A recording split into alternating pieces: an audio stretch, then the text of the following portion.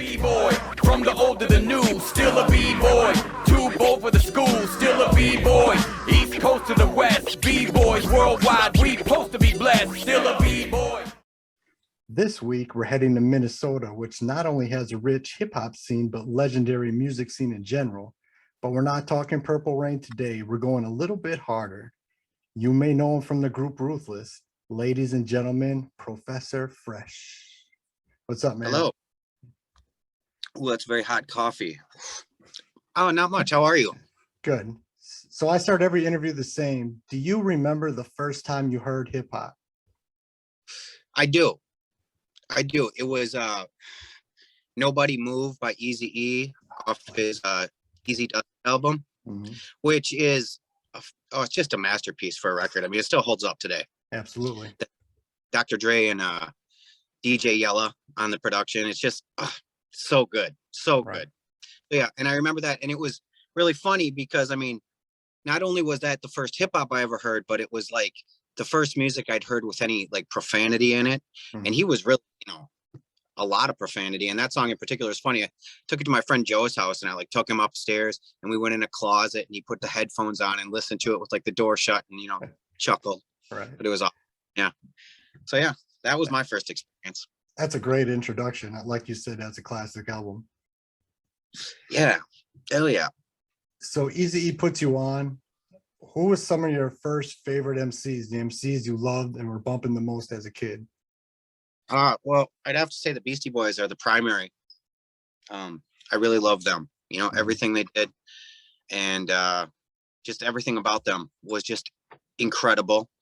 So they were very, very big forever. All the NWA guys, Ice Cube, a lot. Definitely, let me think, a lot of Detroit stuff, ICP, Twisted, Cottonmouth Kings were very influential on me.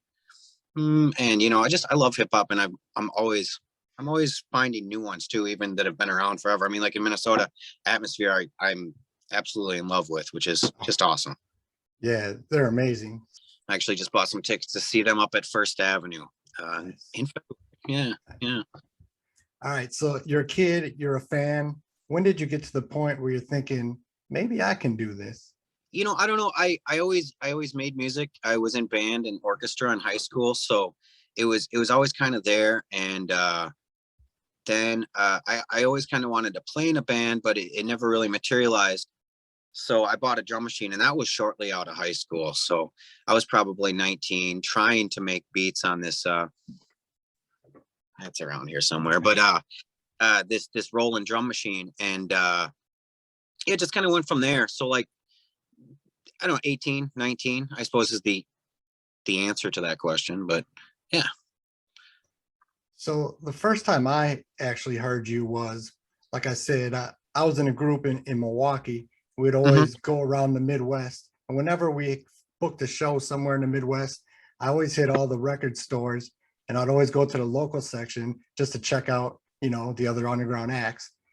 And awesome. I picked up that first Ruthless, Deliciously Vicious album.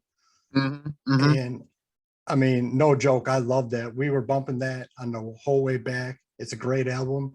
I was listening to it again this week. It still holds up. I think it's great. And thank you. So that led to buying, the other Ruthless album, your solo, the Serial Emcees, all that. But like I said, my introduction was Ruthless. How did Ruthless come together? How did you meet the other members? Well, I was in a group before Ruthless called Psychosynthetic. And that was me and a guy named Sam. And we were doing shows around, and we met a group called the Lyrical Pedestrians through, I want to say it was on a forum like MidwestJuggalos.com or something. And actually my good friend and web designer at the time, Justin, who Fuzzy or Nuts, they call him. He runs Fuzz Talk Radio now. Met Fatty McGee on there. And they were doing some sort of compilation or something up at their studio. It never actually materialized, but we did go up and record a song with them.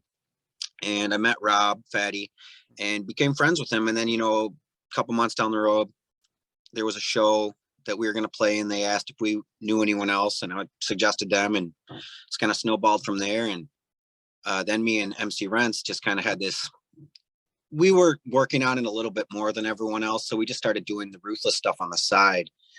And then it was just like Fatty showed up after the first day and was like, got on every song.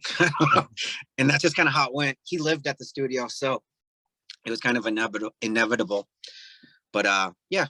And so it started as kind of just getting together on Wednesdays, and we made an album, and then two, and yeah, we've actually kind of been working on some stuff again lately, but nothing too crazy. It was interesting you brought up Cottonmouth Kings before, because when I first heard you, I thought it was a mix of Cottonmouth Kings just with a little bit harder edge. And it's interesting you mentioned Detroit rappers, the ICPs or Eshams and that, because I can even see a little bit of that influence mixed with it. So it makes sense knowing that now. That first Ruthless album is amazing. So yeah, it's a fun record. Me and Rents made all the beats as we did on all the Ruthless songs, but like those were both outboard. Like I made it on a Roland drum machine, and he made his on like a Korg Triton keyboard. So the beats were all like really hands-on. Right. A lot of our stuff, both of us now, is really sample based. Not that we don't play the keyboards anymore, but back then it was like 100% that. So it was an interesting feeling. And yeah, I really liked it. I really enjoy that era of my music. I was just the world was my oyster. Right. Anything could happen. Right. Yeah. So Professor Fresh, I think that's a great rap name. Thank you. How did you come up with that name? Well, it was originally back in the psychosynthetic days, Fresh Killa, which was a touch aggressive for me. But there's this pipe shop in my hometown, Mankato, called Professors, and I did a lot of shows down there. They had a MC battle at the end of every month that drew a lot of people in, and we would always do like shows down there. And so then when it kind of came time to be like a solo billing, I was kind of like Professor Fresh. He was either going to be that or Weapon Fresh, both kind of X-Men related, being Weapon X or Professor.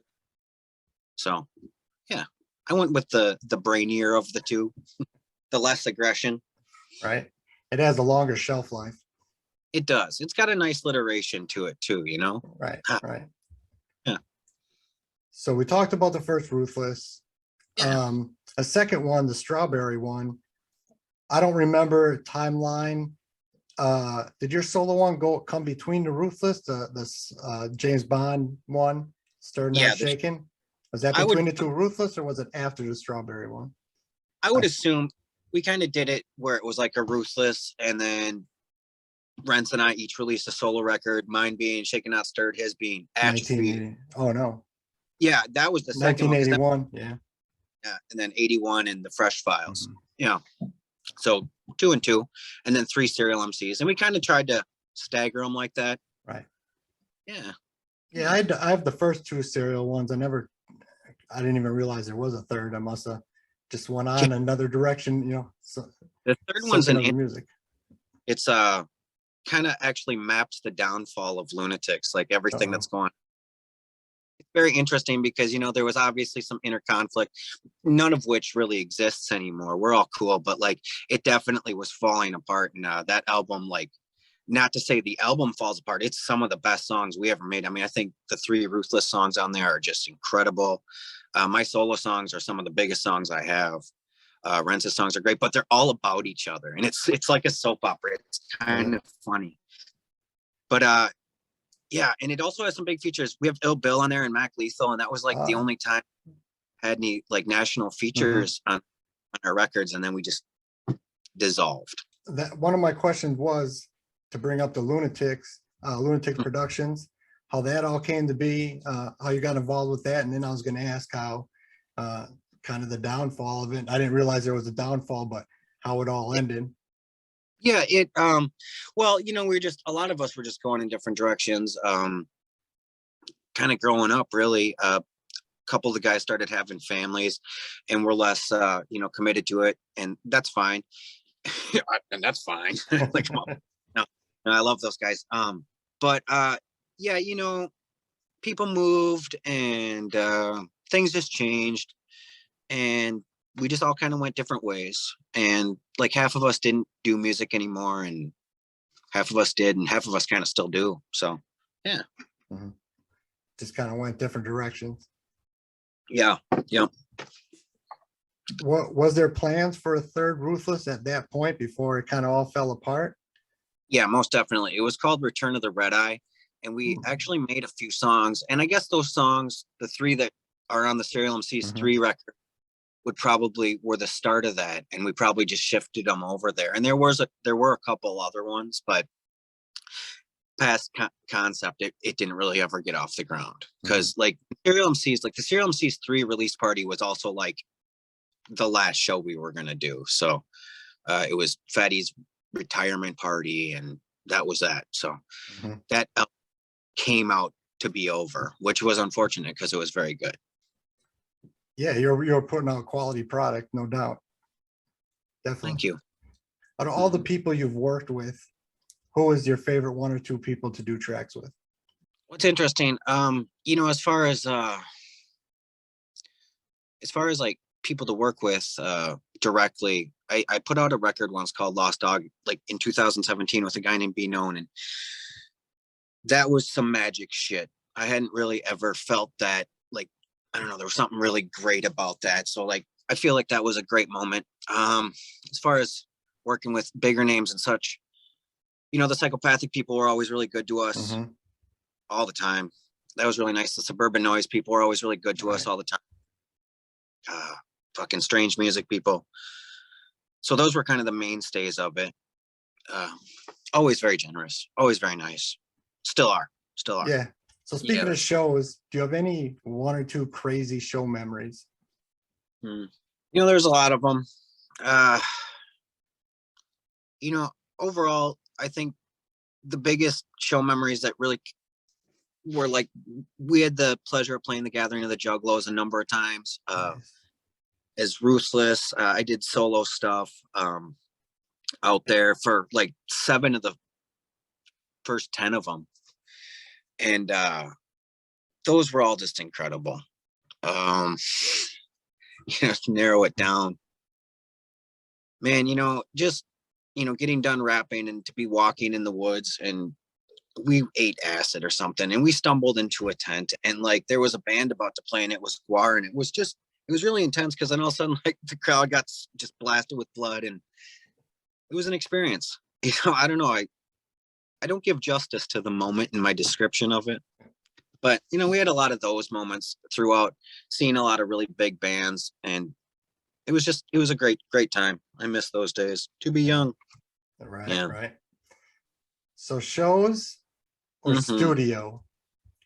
Usually someone loves shows more, or is more of a studio lab rat. Where was your favorite place to be? Where were you the most comfortable at home? Well, both. I mean, I'm in my studio right now, and I love to do that. And I do have a tough battle with myself in the studio. I do all my own beats. I do all my own record. And I'm my own worst critic, but I continuously put things out. But I do feel that that Professor Fresh really does exist on stage, and that's where I'm the most comfortable. I love that. I love to perform, and I always will. But having the albums and the songs, you know, that really just makes it all the more. So they really feed off each other. But I live on the stage, I guess, the best way to put it. Yeah, there's really no feeling like winning a crowd over, or getting that energy back from them. It's hard to replicate. Not even drugs really does it. No, you can't. And I've been that dragon for years, those big crowds. Yeah. The big crowds, the better. Yeah, I love that. That's the best thing in the world. Right. So I mentioned that first solo album, the Stirred Not Shaken. What is your favorite project you were ever a part of? Well, you know, each one comes with its own memory. Sure. And a lot of those were, I don't know, they were so long ago. Making the first Ruthless record was definitely magic. Making my first solo record was definitely magic. In latter years, I really enjoy my Lost Dog stuff and Shotgun, another group I'm in. And I'm actually working on an album right now that I think is probably the best thing I've ever done, with a guy named Strategy, and that's called Full Belly Man. That's incredible. Yeah, you know, I just love working with people. You know, each person really brings out a different part of me.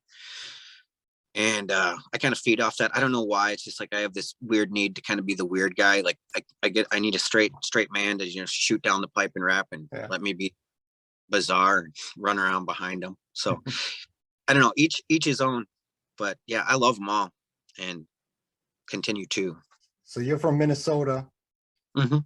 and you mentioned Atmosphere, who's the first name I think of when I think of Minnesota hip hop, rhyme sayers, all them guys. What was the scene like when you started, and how would you say the underground scene is now in Minneapolis or just Minnesota in whole? It's good. It's alive. It's very well alive, and that's kind of what's neat about it. The rhyme sayers being so large is really nice to have that as a hub. Up until recently, they had their record store Fifth Element, which hosted a monthly open mic, you know, which really gave a platform for that to be an open stage to rhyme sayers as like, you know, exposure to that. So that world was from that very level all the way to like, you know, Atmosphere, and it's really diverse all the way through any level of people, and a lot of skill and a lot of talent. It's nice everywhere you go. Mankato, Minneapolis, St. Cloud, Fargo, Duluth. I guess Fargo's North Dakota, but there's great hip hop scenes in all of them. And yeah, it's nice. A lot of good people. I don't think I necessarily answered your question. I don't know. I got all turned around on that. No, I was just And I asked about the scene when you started compared to the Yeah. scene now. Yeah. Yeah, it's different. I myself didn't play with a lot of rap groups at first. It was all rock and roll and like folk and stuff like that, which was interesting. But to be introduced to rap was kind of drastic at first. But no, it's good. It ebbs and flows. There's good ones now. You know, obviously there's a big lull right now because of state of the world and COVID and all that shit. So, you know, show scenes are trying.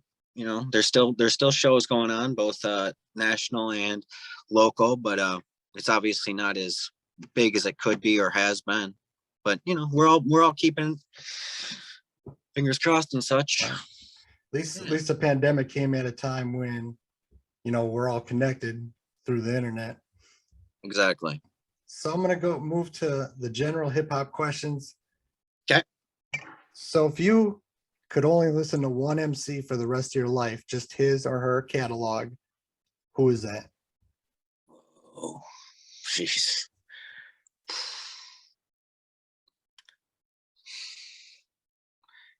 Shit, dude, that's tough. Not fair, right? Ice Cube. I'm gonna go with Ice Cube. That's not a With bad pick. yeah, and a close second to Atmosphere, to Slug. Yeah. Yeah, and they have a pretty deep catalog if I really Pretty think fast. about it. Yeah. Oh yeah, they're releasing shit regularly. All right. Mm-hmm. All right, you're getting abandoned on an island. You can only bring 5 albums with you. What are those 5 albums? Fuck, dude. Easy Does It. Paul's Boutique by the Beastie Boys. Great Malenko by ICP. Are we hip hop exclusive here? No, you can, no, just 5 albums, whatever. Fuck, man. I don't know. Aerosmith Pump. No, I'm not. I don't want to bring that record. Oh, they're some of the greatest records from top to bottom. Fuck, I don't know. You'll Rebel to Anything by Mindless Self-Indulgence is a really good record. I'd bring that. And Colors by Beck. Fuck yeah, definitely. I'd bring Colors by Beck. That's a great record. Oh, I want to listen to that right now. So now I'm going to hit you with the question that people have the most trouble with. Okay. So aliens invade. Instead of blowing us up, they hear about this art form called hip hop, and they approach you and they want you to explain hip hop to them by just playing one song. Someone has no idea what it is. What is that one song that'll translate the vibe of hip hop? Today Was a Good Day by Ice Cube. You can't go wrong with that. Yeah, I don't know. That is a hard question. Do you maybe one of those hyper meta songs that kind of, you know, it's bigger than hip hop? What is that? Dead Prez? That's a dope. Yeah, it is. That, you know, that kind of explains it.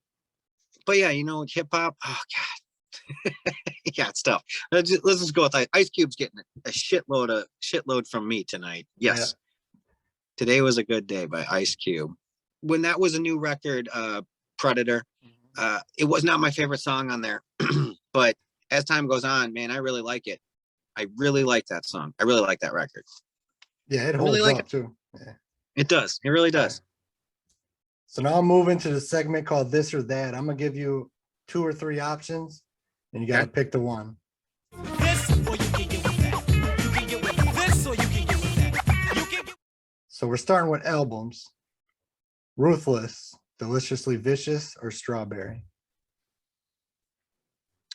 Deliciously Vicious. Dr. Dre's The Chronic or Snoop Dogg's Doggy Style? Doggy Style, but they are very close, and they're like kind of like cousins or brothers or something. Right. I put them very close together. I'm gonna hit you with some DJ Jazzy Jeff and the Fresh Prince. Okay. He's the DJ, I'm the rapper, or Home Base? I'm gonna go with Home Base on that one. I don't know why. I feel like that Summertime. That's pretty classic. It is a really good song. God, what the hell record is it? He has one called Code Red. Yeah, you know what? That's underrated. I always pump that album up, and everyone forgets about that. That's a dope album. Yeah, there's a song on there called like Shadow People or Strange. No, Shadow Dreams. Shadow Dreams. Dreams of a Shadow. Yep. That's a dope record. Yep. Cool. Yeah, I like that a lot. I don't know why that one's up. I like Will Smith. I like the Fresh Prince and DJ Jazzy Jeff. They're very good. I like them. I feel like there should be more to that, but I do like that. And I think I own most of the records. I'm a CD collector still. So, and I think I have almost all of theirs except for like one weird one. Anyway. No, I agree. They don't get talked enough as when you talk about pioneers or some of the best. I mean, they made some amazing records. I think they kind of get glossed over because they were more PG. So I think a lot of hardcore hip hop heads kind of push them to the side, but they shouldn't. Yeah, it's weird, I did, and which is bizarre because I've always really enjoyed Will Smith's acting. I mean, a lot of it's action, sci-fi, which is all right up my alley. Like, I don't know, like 5 years ago or something, Merce did some sort of web show. I don't remember what the hell it was, and I happened to watch it, and he talked all about like the good guys and bad guys of hip hop and how Fresh Prince and those guys were the good guys, and like it used to be back and forth. Anyway, needless to say, it really made me examine them again and went back and listened to the whole thing. Oh yeah, he's right. So good. Right. That's cool. Serial Emcees Volume 1 or 2. You can throw 3 in there too if you want to pick 3. I think 3 is a very good record. They're all very good. It's funny because like of the whole Loonatix era, like my most noted songs really were like my solo songs on the Serial Emcees records. So like I don't all that goes back to them, which is ironic. But Serial Emcees 3, it really was good, really solid. Yeah. DJ Quick, Safe and Sound, or MC8, We Come Strapped? See, that's hard because I don't know either of those. Oh, you don't? I don't. And yeah, I'm familiar with both of those people, but no, I never got into either of them all that much. That's the risk I take when I'm randomly selecting albums. Hey, I'm kind of funny like that, and that goes with movies too. Like I've seen every movie, and then someone will be like, "Have you seen Animal House?" I'm like, "No." I mean, you're wrong many times. Something like that, where it's like, "Oh, have you not seen that?" I don't know. I missed one of those. All right, DMX. It's Dark and Hell is Hot, Blood of My Blood, or Then There Was X? Yeah. Which one is Then There Was X? Is that the one with that one more road to cross? Yeah. Oh yeah. That's both of those are good records.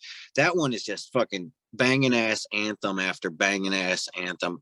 To me, that and it might just because I think that was probably the first one I really listened to. My friend Ryan had it, and I now own it as well. But I really love that song in particular, and that album really is the definitive DMX. Rest in peace for me. Yep, absolutely. I didn't know you were going to bring it up, so I know your answer, but it was going to be Easy Does It or Straight Outta Compton by NWA. Oh shit, that's Still a hard one. Yeah. I have to go with Easy Does It ultimately. I didn't it's really weird. Like my first exposure, like I said, to hip hop in general was, so like I went back in time and got into NWA.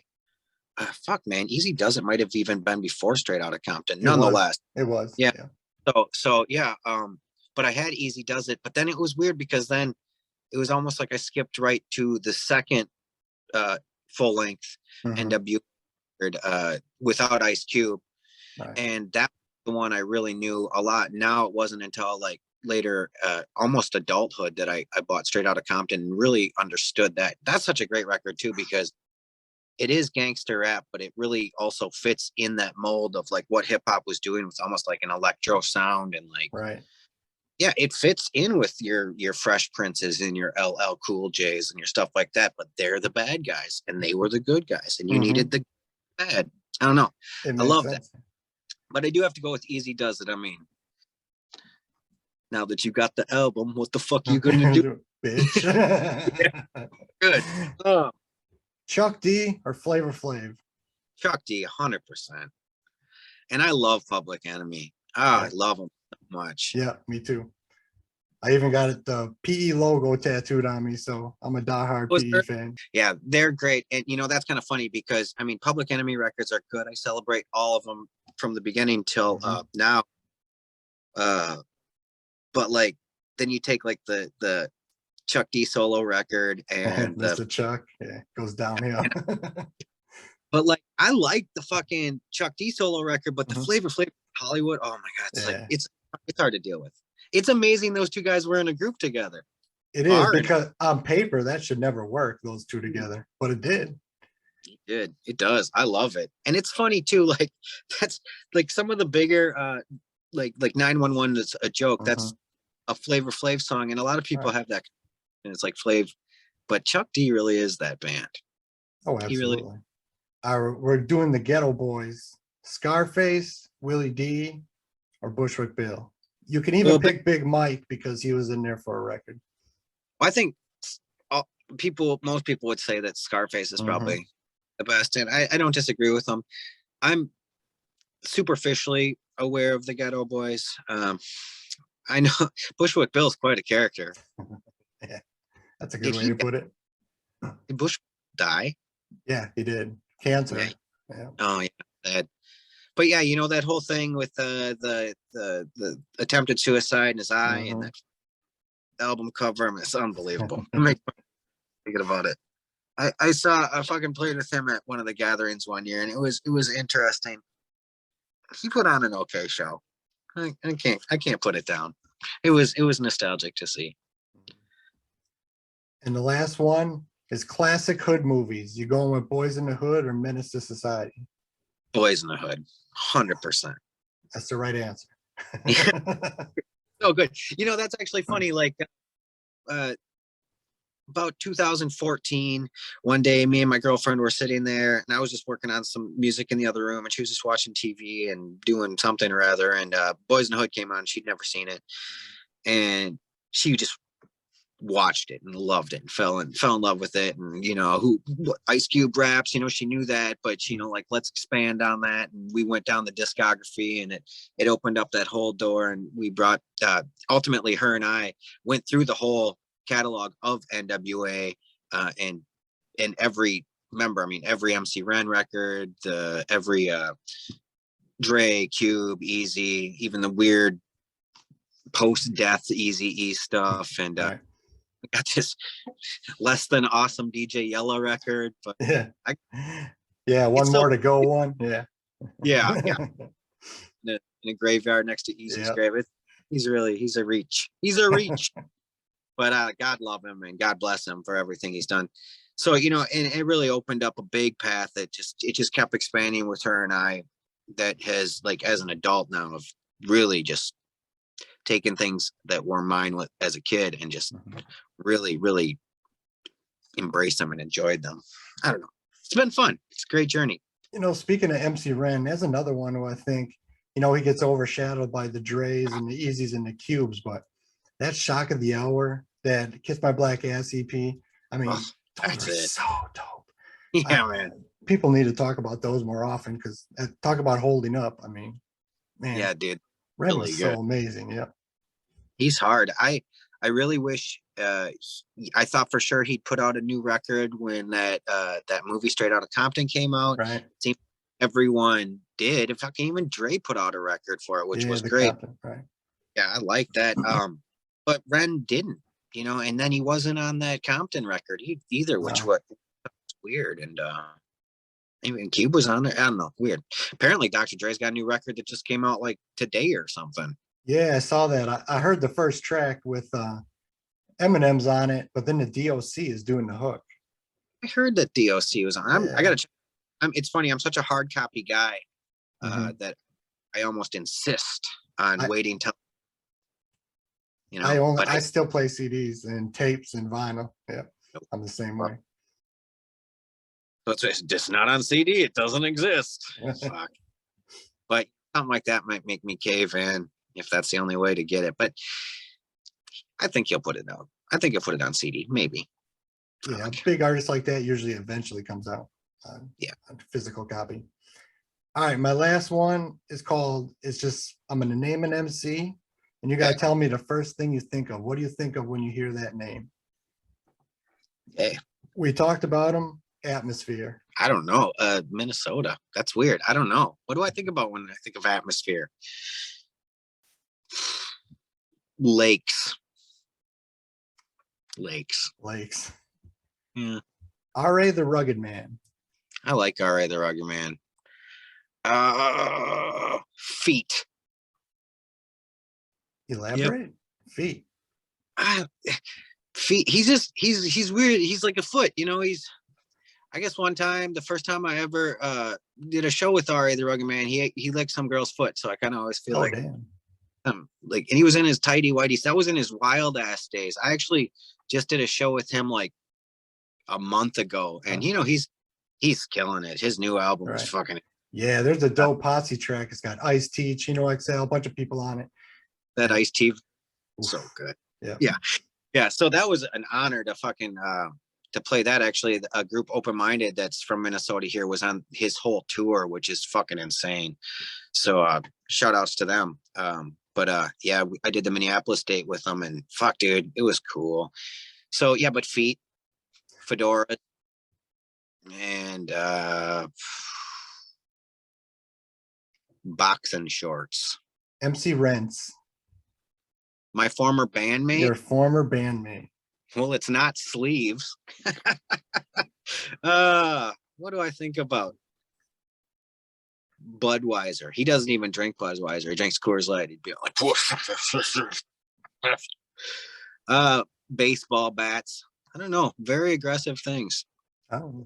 Which is weird because he's pretty chill, actually. Young MC. A yellow bikini. I don't know. Yeah, that's it. Insane Clown Posse. That's a big one. Face paint. It's a terrible answer. Soda Pop. Fago. There you go. Mm-hmm.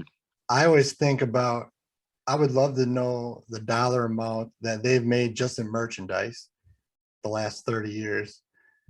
It's a lot. It's crazy. No matter what you think of their music, and you gotta respect their hustle with merchandise. And I mean, it's amazing. Absolutely. Coming into rapping, I was listening to their music quite a bit, and then I definitely steered away from it. I don't know if it was because I thought it was fashionable or what to do, or, you know, as young men do. Mm-hmm. But I don't know what it was, but like about a year or two ago, I decided to buy like one of their newer records just to see what was going on. Man, it was really fucking good. And I've kind of been catching up on them. And, you know, as someone who's gone back and listened to pretty much all the old school hip hop and the old school gangster rap and really examined all of it over the last like 10 years. Man, they are incredible. The songs they make are just so much more up here than most rap songs. I mean, their Right. story almost makes it like, I don't know, there's something about it. And it became a drug, like especially being waiting for their records as a big fan back in those days. You know, Mhm. that was just an impossible dragon to chase, and that's why I fell off. But man, it's there. And it was funny because I pre-ordered their new record and I just got it, and I was all like back to it, like, I don't know. I don't know. I The don't the know that. yum yum one, yum yum flower. Yeah. Yum Yum Bedlam. I got it Yeah, in the other day. I have the CD too, and the first two listens, I was kind of on the fence, but I listened to it a third time today, and it's growing on me a little bit.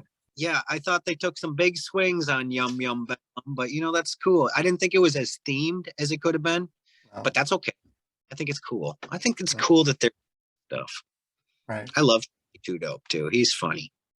What a funny fella. De La Soul, Wristwatch. I like De La Soul. Cottonmouth Kings. Weed. I like smoking weed. So did the Cottonmouth Kings. Man, MC Hammer. can't touch this. You know what? Actually, the Addams Family. I remember that song. Yep. Yeah. I just watched the Addams Family movies over Halloween. They're pretty fucking great. Fatty McGee. Patty McGee.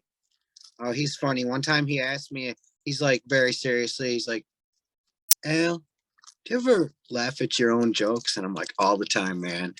Oh, it made me feel good. He's a great guy. Ice-T. Colors. I love Ice-T. He's one of So my classic. favorites. He'd almost be the one I'd take over Ice Cube to that desert island. Deserted island? They both pertain. Yeah, Ice-T is my all-time favorite MC. Very I good. talked about a Public Enemy tattoo. I have 3 Ice-T tattoos, so Is I'm that a right? fan. Yeah, yeah. He's fucking up there for me too.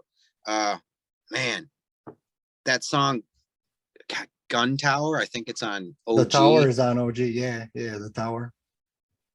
Well, I mean, he's got hit after hit after hit Right. after hit. That song, I don't know. I remember it was like that one day I just was listening to that song and I was like, man, he's a fucking genius. That's cool. I have 3 Ice-T t-shirts that I'm pretty proud of. Yeah. Yeah, that OG album is my all-time favorite album. I love that album. That was the first one I got of his, to actually our, and then OG actually found on the side of the road one day and just listened to it. Yeah, it was weird. Now I have them all except for Gangster Rap, which I just cannot seem to find. And if I can't get it on CD, I can't listen to it. But Yeah. and a few of the Body Count CDs albums. I should get more. I should. How about Bubba Sparks?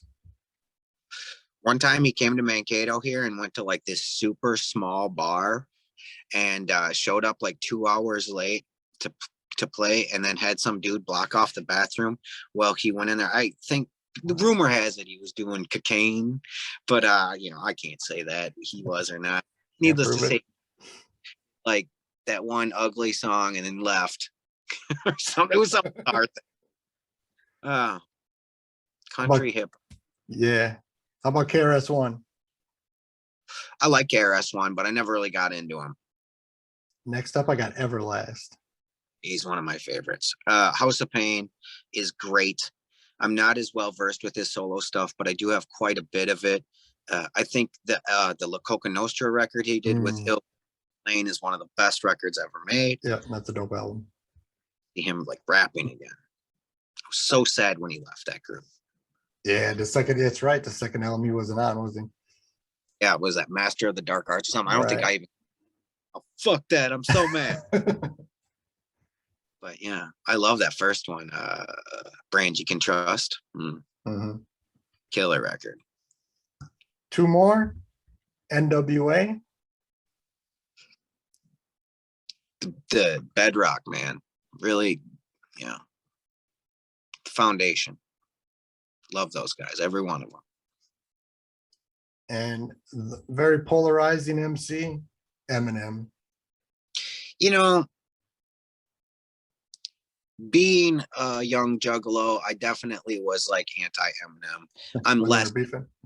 yeah, I'm certainly less now, but I'm not a fan either. Although, man, he made a beat for that Moment of Recovery song by Jay-Z. I think it's what it's called.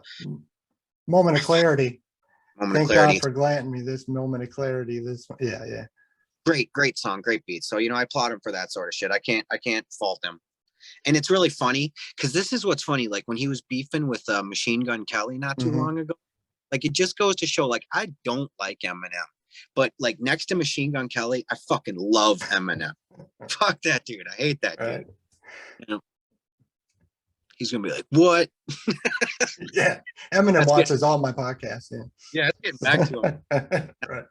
David's gonna be mad at me, which sucks because I love his comedy. Oh goodness. All right. Do you have anything to plug? What you got coming out? Where can people get at you on social media? Let them all know.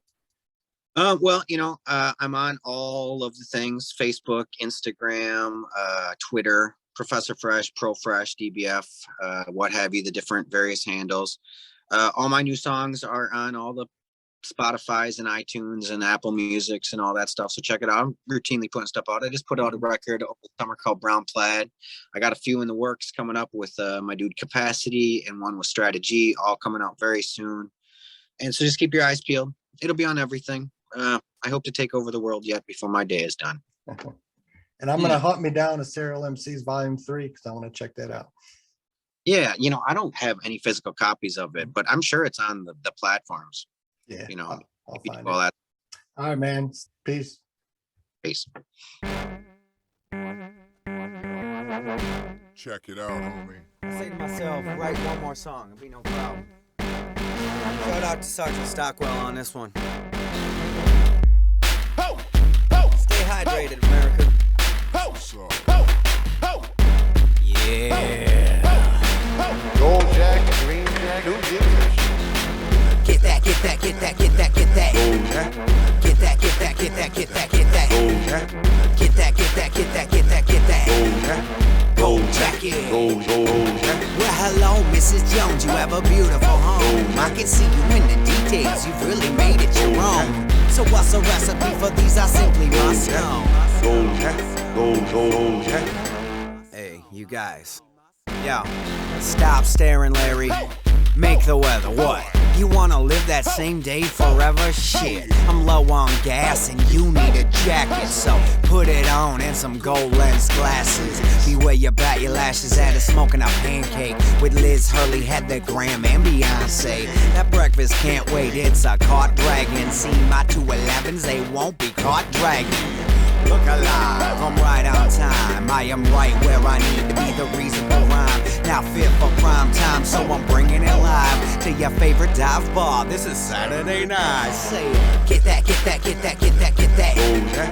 Get that, get that, get that, get that, get that. Get that, get that, get that, get that, get that. Gold jacket. Well, hello, Mrs. Jones, you have a beautiful home. I can see you in the details, you've really made it your own. So what's the recipe for these? I simply must know. Know what I'm saying? Alright, keep your jacket golden, pony boy, and stay outside. Carve that turkey with a switchblade knife, now that's slight. Get up underneath that motherfucker, get right. Swing away and aim for stadium lights. Stay afraid of the heights, they might suck your blood. But the sun is coming out and Millhouse is coming up. That is where the jets buck. One out Willie your bust. Take your wishes back from well water within trust. Show your brush strokes, let your soul glow. Throat cut from an ego stroke. It's time and good to go. But yo, gold doesn't glow, gold doesn't corrode. So alright, see ya. Get that, get that, get that, get that, get that. Get that, get that, get that, get that, get that. Get that, get that, get that, get that, get that. Gold jacket. Well, hello, Mrs. Jones, you have a beautiful home. I can see you in the details, you've really made it your own. So what's the recipe for these? I simply must know.